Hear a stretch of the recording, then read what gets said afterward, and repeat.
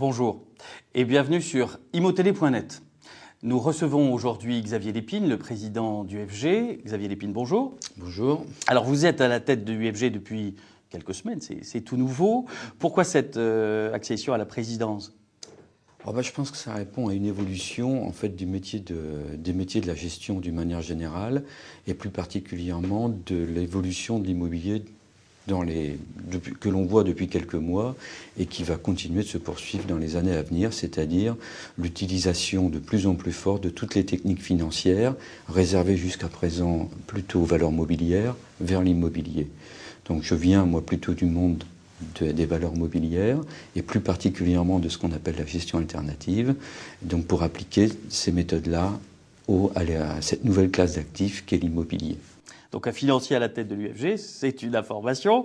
Et est-ce qu'on peut faire un petit bilan de l'année 2006 qui vient de s'achever ? Alors, l'année 2006 a été riche en événements pour l'UFG, puisqu'en fait, on a créé le groupe UFG en rapprochant différentes entités de gestion, de la gestion relativement traditionnelle, de la gestion alternative au sens hedge funds du terme, du private equity, donc du non-coté, et de l'immobilier à travers l'UFG, tout cela sous l'effigie groupe UFG, un monde alternatif.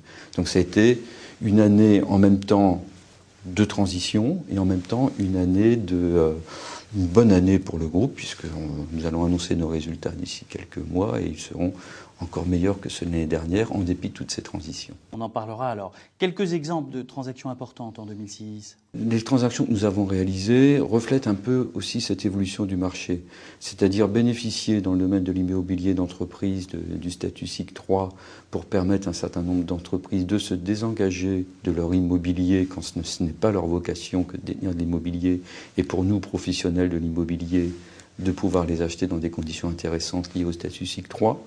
C'est également des opérations liées à l'évolution de la démographie, avec notamment des résidences pour personnes âgées. Et puis c'est également le renouveau de l'intérêt pour l'immobilier d'habitation dans le cadre d'achats en bloc. Et ça, c'est aussi un phénomène nouveau, c'est-à-dire que la loi sur la vente en bloc permet à des gens comme nous d'acquérir de l'immobilier de qualité haussmannien dans des conditions qui sont très intéressantes, en dépit des prix actuels qui semblent a priori chers quand justement on n'achète pas en bloc. C'est le cas par exemple d'une opération rue du Faubourg-Poissonnière. Rue du Faubourg-Poissonnière et rue de Dunkerque, effectivement, qui sont... Vous avez acheté du logement.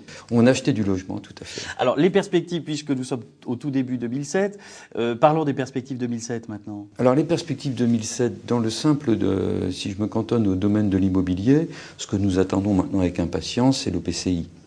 Bien évidemment, puisque le statut a été approuvé maintenant par l'ensemble des autorités. Donc nous espérons maintenant pouvoir sortir nos premiers OPCI pour le mois de mai ou pour le mois de juin. Et donc ce qui va créer de la liquidité sur le marché. Ce qui est important dans un marché, on l'a bien vu dans ce qui s'était passé dans les années 80, que ce soit sur le marché obligataire avec la création du MATIF ou sur le marché des actions avec le marché du MONEP, dès que nous avons un marché qui commence à s'organiser, où il y a de la liquidité, ce marché devient plus fluide et plus efficient. Donc à partir de ce moment-là, il y a toute une nouvelle catégorie d'investisseurs qui peuvent le considérer en classe d'actifs. Investisseurs nationaux, bien évidemment, puisqu'on s'aperçoit que l'immobilier, sur un cycle long, c'est-à-dire puisque c'est un actif long, sur un cycle long, constitue une classe d'actifs très particulière, puisqu'elle protège globalement de l'inflation avec une prime de risque positive. Donc à ce titre-là, ça répond à un besoin des investisseurs, et également des investisseurs étrangers qui peuvent trouver dans ce type de véhicule collectif, enfin, la possibilité d'investir sur l'immobilier d'entreprise en Europe et plus particulièrement en France.